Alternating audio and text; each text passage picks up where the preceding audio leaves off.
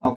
Đấy, muốn dự báo cho tương lai thì nó phải có quá khứ, mà quá khứ thì nó lấy đâu? Lấy là lấy những cái bộ dữ liệu, đó, dữ liệu từ những năm ví dụ như năm 1901 cho tới bộ dữ liệu đến năm 2017, thì có nghĩa là những cái bộ dữ liệu này đã được kiểm nghiệm rồi, thì bây giờ mình sẽ dự báo cho tương lai, ví dụ năm 2018 thì thời tiết nhiệt độ nó ra sao, đúng không? Rồi cũng như là năm 2019 nhiệt độ độ ẩm không khí trong không khí nó như thế nào, đúng không? Đây là những cái tháng, được chưa? Ok chứ? Được rồi. Ok ok. Đó. Ok, đó là cái mục đích mà mình cần nắm được là tại sao lại có bộ dataset này. Đó, thì bộ dataset cũng đơn giản thôi, bây giờ anh sẽ tải lên driver. Đó, nói xong là phải tải lên luôn, mục đích là lấy dữ liệu dataset, đúng không ạ? Rồi anh chỉnh lại cái tên file để đồ án đi chẳng hạn. Rồi bước thứ hai là em sẽ kết nối với driver nhé, em thấy đây chưa? Đây, bên tay Rồi rồi. phải của anh này, em bấm vào phần tệp này, em bấm vào cho anh này, kết nối driver này. Đó, bấm vào thì nó sẽ kết nối tới driver thôi.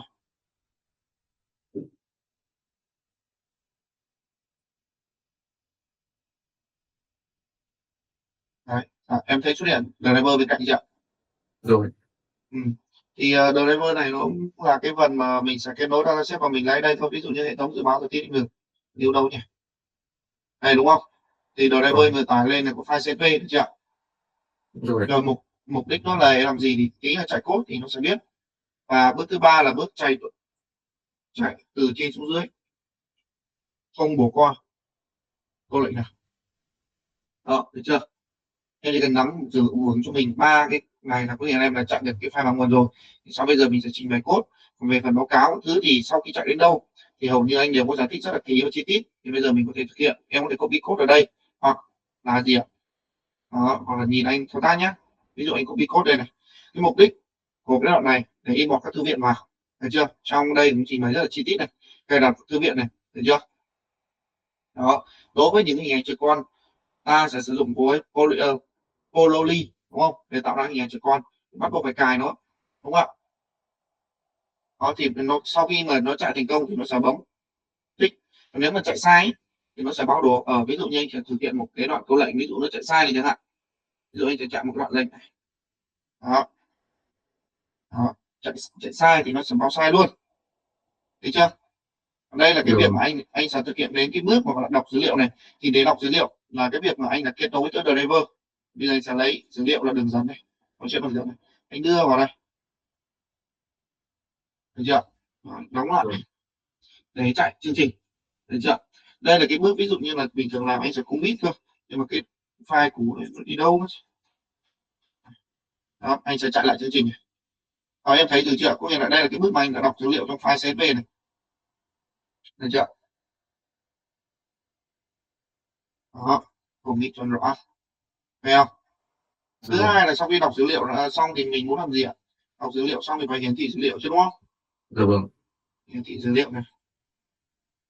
Đó, bây giờ anh sẽ chạy cái đoạn mà để hiển thị dữ liệu thôi, câu lệnh khác đơn giản. Đó, được chưa? Còn những cái đoạn nào mà không, khi mà anh trình bày thì đoạn nào không hiểu thì cứ hỏi lại nhé. Còn nếu ví dụ đoạn code nào không hiểu thì ở đây thì cái thằng collab này nó có tích hợp trên thằng Gemini là còn AI của họ, ví dụ cái đoạn nào không hiểu thì copy vào đưa vào giải thích cho mình, được chưa? Đó, bây giờ rất là tiện thôi, đúng không? Ok chưa? Nó giải thích cho em khá là chi tiết luôn này, đúng không? Dạ vâng. Được chưa? Đó, đó là một cái mẹo để học, mình có thể học code rất nhanh. Rồi tiếp theo là sau khi mà hiển thị dữ liệu ra thì có đúng là giống cái bộ dữ liệu mà nữa không, anh có trình bày cho em không? Đấy, thích không? Hoặc hiện tại bây giờ là ngày trước anh làm ấy thì nó không có cái thằng gợi ý như thế này đâu. Nhưng mà từ khi mà thằng nó tích hợp AI vào thì bây giờ là khi mà mình làm đến đâu em cũng mong muốn về biểu đồ trực quan hóa các thứ ấy, thì nó có thể tự gợi ý cho em này, này, thấy chưa? Anh không cần thao tác Rồi. cái gì cả, nó tự gợi ý thôi. Ví dụ anh thử tò mò anh nhấn vào cái mô hình này thì máy nó sẽ tự động code cho em luôn, thấy chưa? Tự đọc code luôn này. Đó, tuy nhiên cái này thì anh trình bày thêm cho nhé, nhưng mà nó không liên quan gì bài toán của mình đâu, Dạ vâng. được chưa? Thấy chưa? Ok, đó là cái vấn đề rất là hay trong cái sử dụng Google Colab. Em thấy tại sao sử dụng AI và machine learning thì phải sử dụng cái này, đúng không? Ok chứ? Ok Được anh ạ. chưa? Ok, vì Colab thì nó có hỗ trợ review thôi, vẽ mô hình cho nó đẹp. Rồi tiếp theo là như trong cái file báo cáo thì ta sau khi hiển thị dữ liệu rồi, ta sẽ đọc dữ liệu rồi các bước tuần tự từ trên xuống dưới nhé. Thì em chỉ cần nắm cho anh vững cái mô hình này này, là em có thể thực hiện được mọi bài toán về machine learning này. Đó chính là cái mô hình đây. Làm gì thì làm, dữ liệu đầu vào coi như là dataset, đúng không? Dạ vâng. Xong người ta sẽ là gì ạ? Đi làm tiền xử lý dữ liệu. Tiền xử lý dữ liệu là gì ạ? Gắn nhãn này, làm sạch này, đọc dữ liệu này, hiển thị này, được chưa? Dạ. Rồi sẽ ứng dụng các mô hình học máy phân loại dữ liệu ấy ra, được chưa? Vâng. Sau khi tiền xử lý dữ liệu xong thì mới ứng dụng mô hình học máy nhé, và xong mình sẽ có kết quả phân loại và mình sẽ cuối cùng là đánh giá kết quả mô hình đấy, đúng không? Dạ Đánh vâng. giá trong đây thì có thể là đánh giá ở hiện tại, đánh giá trong tương lai và so sánh các mô hình với nhau, thì tùy mục đích bài toán thôi, được chưa? Dạ Đó, vâng. thì làm gì thì làm, em cứ phải nhớ làm cái bước này là được. Đó. Rồi ok, thì tiếp theo là anh sẽ chạy chương trình thôi, được chưa? Hiển thị rồi. Bây giờ đây là cái bước mà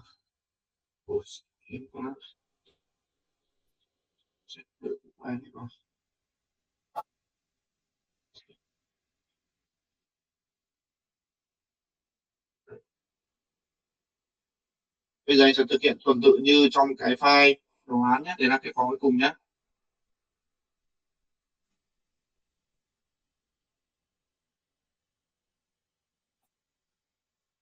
Ví dụ anh cứ trình bày đến đâu mà không thiếu không nói thì báo nhé, được chưa? Vâng. Em có thấy cái bước mình vừa thực hiện là bước gì không? Bước này Xử này lý dữ liệu. là đang trong cái bước tiền xử lý dữ liệu, đúng không? Dạ vâng. Đó, thì bây giờ mình sẽ tiền nói chung chia nhố đấy, chia để trị mà, đúng không ạ? Chia càng nhố dữ liệu càng tốt, thì để sau này nó dự đoán cho nó phù hợp, đúng không ạ? Ok. Đó, thực ra thì có mặt nguồn sẵn rồi thì chạy cho nó tiện thôi. À, ừ.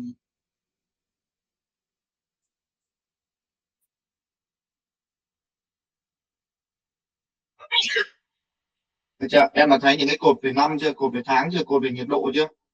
Em thấy rồi. Ok, thì đây là cái bước mà khi mà mình có nói dữ liệu nó sẽ ra như thế này, đúng không? Thì đây là cái mô Vâng. hình là gì? Là ở đây có trình bày. Ví dụ như là cái đoạn này là đoạn anh sẽ giải thích kỹ. Đó, thì bây giờ anh có nhắc lại thì cũng tương tự như trong báo cáo thôi, đúng không?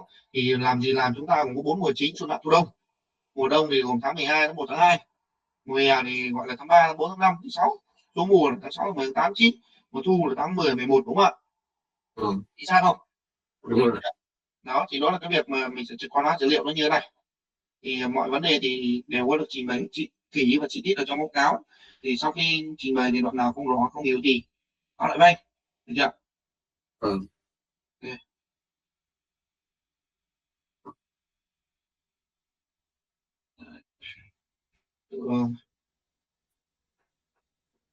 Nhiệt độ, hỗ trợ được tiếng Việt tiếng Anh.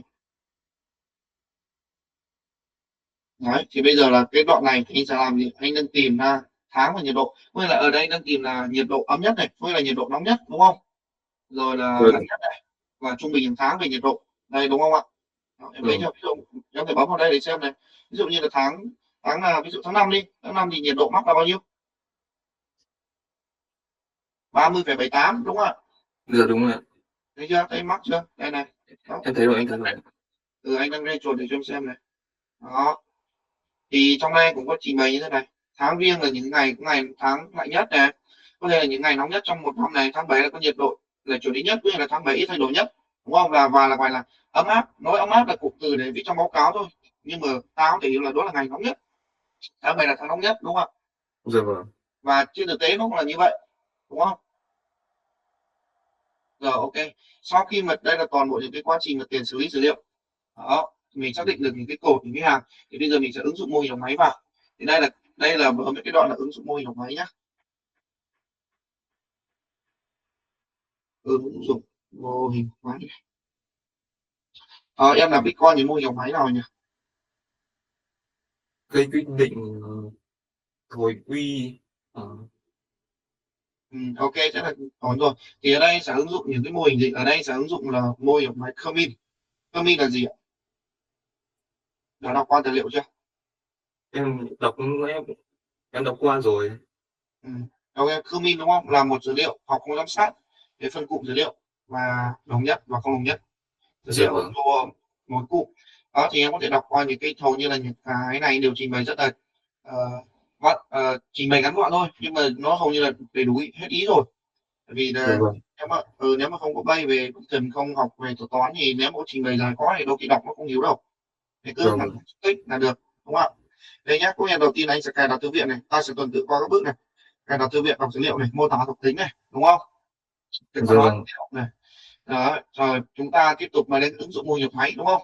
Đó, thì ở đây cũng đều trình bày rất là chi tiết này. Thì sau khi gửi cho mã nguồn như chạy chương trình xong thì em sẽ so sánh những cái đối chiếu và những cái mã nguồn cũng như là tương tự trong file báo cáo thì đều là chi tiết bên dưới này nhé. Dạ Nhá, vâng. cũng Dạ nhiệt độ vâng. thứ này. Ok. Đó, đây là việc mà anh sẽ ứng dụng mô hình máy và tại sao nó có cái mô hình này, tại sao thì trong báo cáo nó có ghi tại sao rất là rõ ràng. Đó, được chưa? Rồi tương tự Vâng. phân bố về nhiệt độ này. Đó, bây giờ em đã thấy là cái thằng tại sao mà nên sử dụng Colab để chạy chương trình chưa? Mô hình đẹp không? Có Đó, ạ. màu sắc cái này mới gọi là con hóa dữ liệu chứ, đúng không? Vâng. Em chạy trên cái kia thì làm sao mà em được mô hình như thế này, dữ liệu đẹp như thế này được, đúng không ạ? Có thể này, xem này. Đó, xem sửa xóa phóng tô thu nhỏ đây, được chưa? Đó, Vâng. rồi tương tự thôi.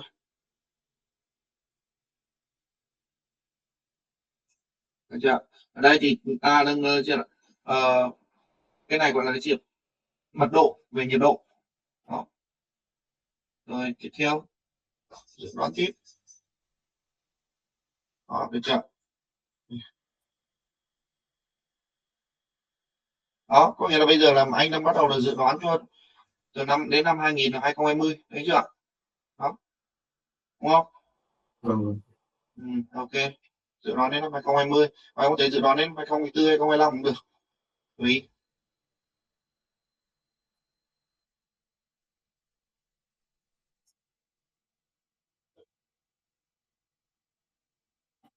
Đó, máy bình thường thì là chạy được từ mấy mô hình cũng mà được hết sáng mai, đúng không? Đấy.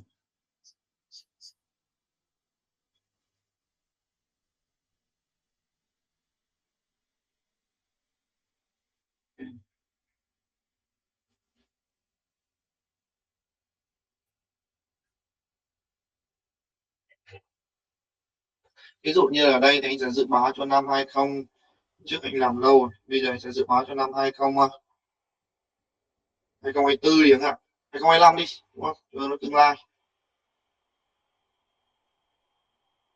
Đây sẽ từ năm 2017 dự đoán.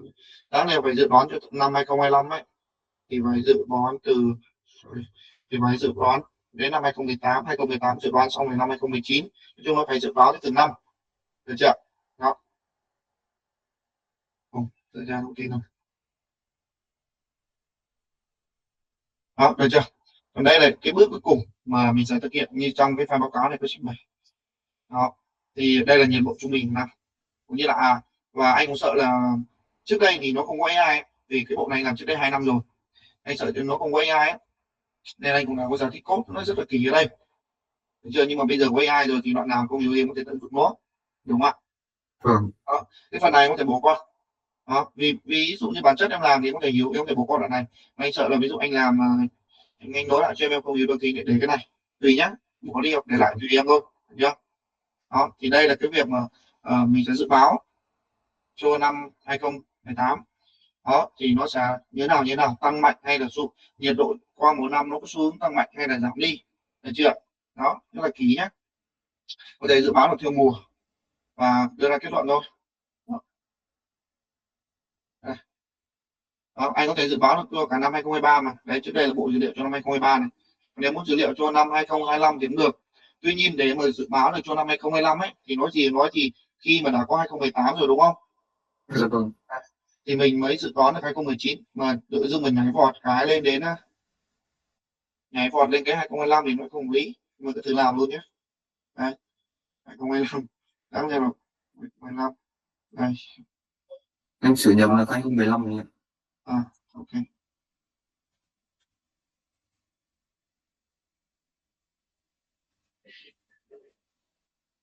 nó đang lỗi hết về 2018 này. Vâng.